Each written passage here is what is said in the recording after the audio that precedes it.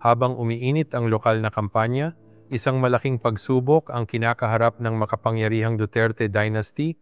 Wala ang kanilang mga haligi sa laban para sa political survival nila.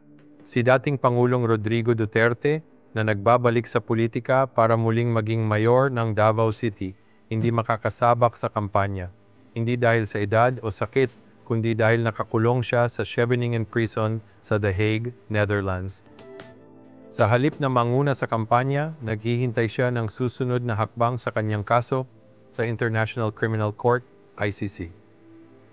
Hinuli siya noong March 11 matapos maglabas ng warrant ang ICC na ipinatupad ng Interpol kaugnay ng libu-libong napatay sa kanyang kontrobersyal na war on drugs mula 2011 hanggang 2019, mula sa pagiging mayor ng Davao hanggang sa kanyang pagkapangulo. Ngayon, habang patuloy ang laban ng kanyang pamilya sa politika, siya mismo ang nakapiit malayo sa kanyang sariling balwarte.